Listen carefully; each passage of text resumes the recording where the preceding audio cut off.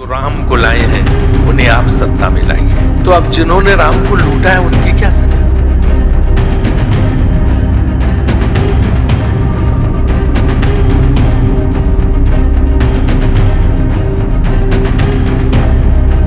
जी हां दोस्तों, पहली बार हुआ इतना बड़ा इस्तीफा कि बीजेपी और आरएसएस में खिंच गई तलवारें। मोदी शाह की इमरजेंसी मीटिंग, उधर भागवत हुए एक्टिव। स्वागत है आप सभी का। आप देख रहे हैं द राजनीति का विशेष सेगमेंट खबर और विश्लेषण। मैं हूं जब्बार खान। दोस्तों, आखिर ऐसा क्या हो गया कि अचानक 26 जून को भारतीय जनता पार्टी और संघ के बीच में तलवारें खिंच गई? आखिर ऐसा क्या हुआ कि अब इस्तीफों की झड़ी सी लग रही है? दोस्तों, बीजेपी और आरएसएस के बीच जो हुआ उसकी कल्पना भाजपाई कर ही नहीं सकते थे। बहुत बड़ा इस्तीफा हो गया जिसके बारे में सोचा नहीं जा सकता था। दोस्तों, जो ये कहते थे कि हमारे यहाँ इस्तीफे नहीं हो सकते, वो मेरा ये शो ध्यान से सुने और देखें। चंपत राय से इस्तीफा ले लिया गया और अब 2 और ऐसे इस्तीफे होने जा रहे हैं जो कि मोदी और शाह को चाहते ना चाहते हुए दिलाना ही पड़ेगा। न सिर्फ इस्तीफे होने लगे बल्कि अच्छों के इस्तीफे हो रहे हैं। सीधे सीधे हटाया जाने लगा और ये सीधी लड़ाई आरएसएस और बीजेपी के बीच तलवार खींचने जैसी है। आरएसएस ने बीजेपी के आला कमान को डायरेक्ट मैसेज दे दिया है। दोस्तों, राम मंदिर ट्रस्ट से जुड़े चंपत राय से इस्तीफा ले लिया गया और अगले 24 से 36 घंटे में 2 और इस्तीफे होने जा रहे हैं, जिसमें शिक्षा मंत्री धर्मेंद्र प्रधान और हरदीप पुरी का नाम है।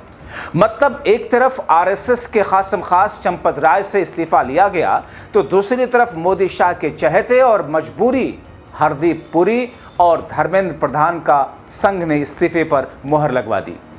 दरअसल दोस्तों, राम मंदिर और उससे जुड़े घपलों, घोटालों, जमीन से जुड़े घोटालों, चंदा चोरी, दान चोरी, यहां तक कि 42 दिन में 47 चोरियां हुई। मगर दोस्तों, यहां एक कैच है। दरअसल संघ ने खुद ही चंपत राय का इस्तीफा करवा दिया और ये इस्तीफा करवाकर मोदी शाह पर हरदीप पुरी और धर्मेंद्र प्रधान के इस्तीफे का दबाव बना दिया कि हमने तो राम मंदिर ट्रस्ट से इस्तीफा करवाया, अब आप कराइए धर्मेंद्र प्रधान और हरदीप पुरी का, जिसको लेकर देश भर में बवाल है।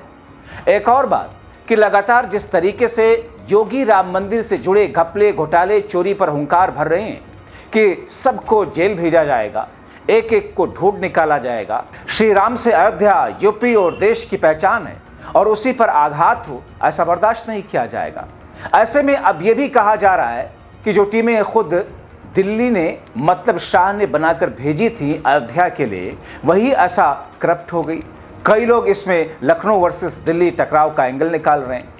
दोस्तों, अखिलेश यादव, राहुल गांधी, संजय सिंह शुरू से राम मंदिर से जुड़ी चीज़ों पर चोरी का आरोप या फिर उसके मामले को उठाते रहे, मगर ये सरकार और बीजेपी कुंडली मार करके बैठी थी। मगर अब सब कुछ बेनकाब हो गए।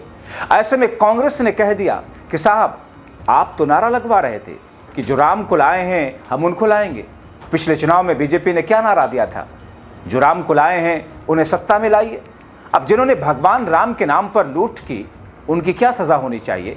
राम मंदिर में जहां नकद चढ़ाने को कम करके दिखाया गया, वहीं महिलाओं द्वारा चढ़ाए गए आभूषण का कोई रिकॉर्ड नहीं रखा गया। बीजेपी आरएसएस ने लोगों की आस्था को धोखा दिया, खिलवाड़ किया। कि आप जो है पिछले चुनाव में नारा था कि जो राम को लाए हैं उन्हें आप सत्ता में लाइए। तो अब जिन्होंने राम को लूटा है उनकी क्या सजा है?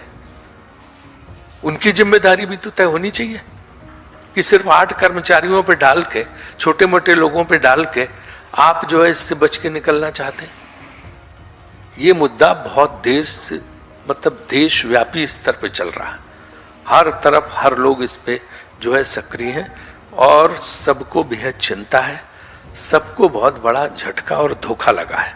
तो इसलिए जो है इस मुद्दे को हमने कांग्रेस पार्टी उठा रही है, क्योंकि जो दक्षिण भारत की महिलाएं आती थीं वहाँ पे एक परंपरा है कि जो वो पहने होती हैं, जो आभूषण या जेवर, ज्वेलरी, वो सब डाल देती हैं।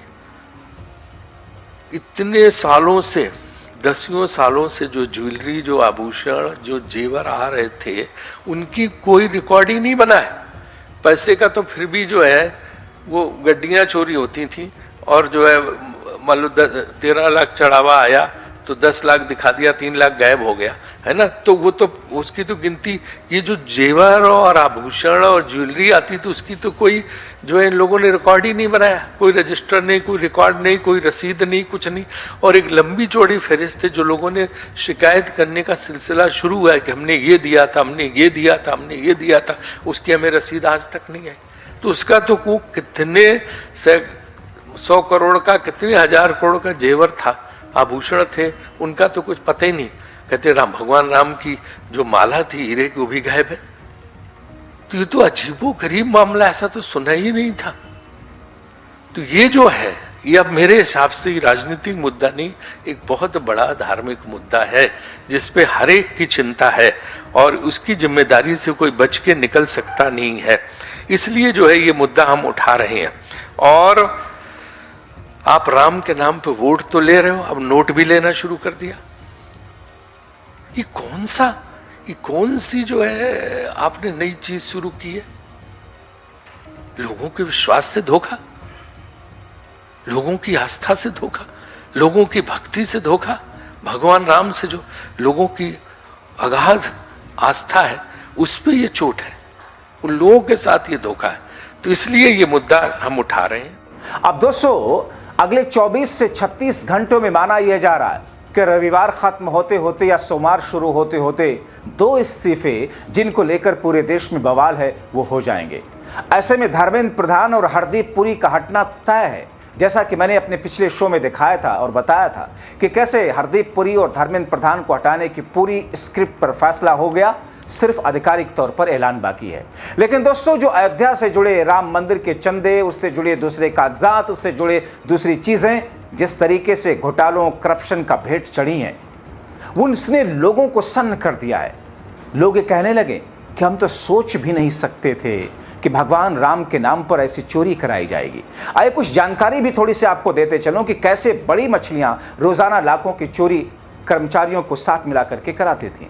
हालांकि इसके अलावा बड़े स्तर के धांधली और घपले के बारे में आपकी आंखें खुली रह जाएंगी जब उसे आप देखेंगे और जानेंगे।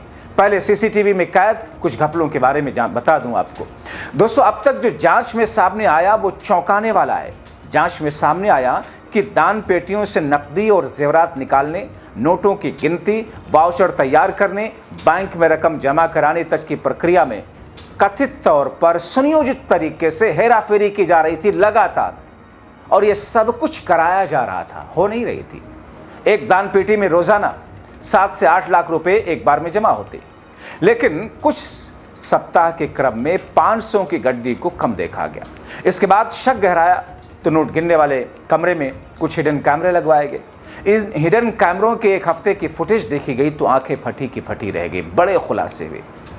उधर राम मंदिर चंदा चोरी मामले में ट्रस्ट के सदस्य कृष्ण मोहन यादव ने अयोध्या थाना प्रभारी को चिट्ठी लिखकर कड़ी कार्रवाई की मांग की। उन्होंने पत्र में लिखा, महोदय, राम जन्मभूमि के चढ़ावा धनराशि की गणना के संबंध में राम जन्मभूमि तीर्थ क्षेत्र ट्रस्ट अयोध्या के अनुरोध पर गठित विशेष जांच दल के जांच आख्या एवं उपलब्ध साक्ष्य के परीक्षण से ये तथ्य स्पष्ट से प्रकाश में आया कि गणना प्रक्रिया में कुछ कर्मियों द्वारा चढ़ावा धनराशि की चोरी आपराधिक ढंग से की गई।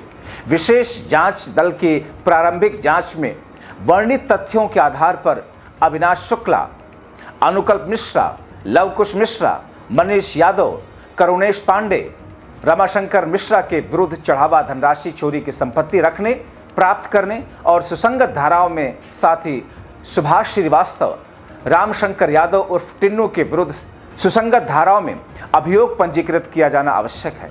निवेदन है, उपरोक्त तथ्यों के आधार पर सुसंगत धाराओं में अभियोग पंजीकृत कर नियम अनुसार वैधानिक कार्रवाई करने के कष्ट करें।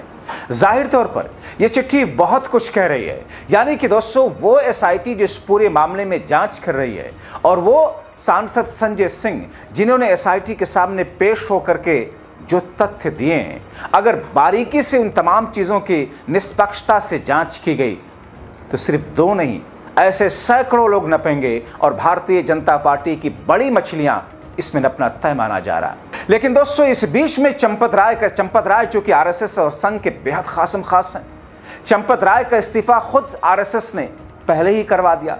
अब मोदी और शाह को प्रेशर मिला करके आरएसएस धर्मेंद्र प्रधान और हरदीप पुरी के इस्तीफे के लिए अड़ा हुआ है। लेकिन धर्मेंद्र प्रधान और हरदीप पुरी के इस्तीफे के बारे में अभी तक भारतीय जनता पार्टी खामोश थी। यहां तक कि धर्मेंद्र प्रधान के जन्मदिन पर प्रधानमंत्री मोदी ने उनकी भूरी भूरी तारीफ की। लेकिन अब मामला उलट गया है, क्योंकि संघ पहली बार मोदी और शाह को लेकर के इस तरीके से, इस अंदाज में अड़ गया है। तो इंतजार कीजिए अगले 24 से 36 घंटों का, जहां पर हरदीप पुरी और धर्मेंद्र प्रधान के इस्तीफे का आधिकारिक ऐलान होगा। इन तमाम कड़ियों को जोड़ करके आप क्या कहेंगे? जो राम को लाए हैं हम उनको लाएंगे का नारा दिलवाने वाले राम मंदिर, राम से जुड़े मामले में कितना घपला और घोटाला करा रहे थे? इन तमाम चीजों को लेकर के आप क्या सोचते हैं? अपनी राय कमेंट बॉक्स में जरूर लिखें। जो राम को लाए हैं उन्हें आप सत्ता में लाइए। तो अब जिन्होंने राम को लूटा है उनकी क्या सजा?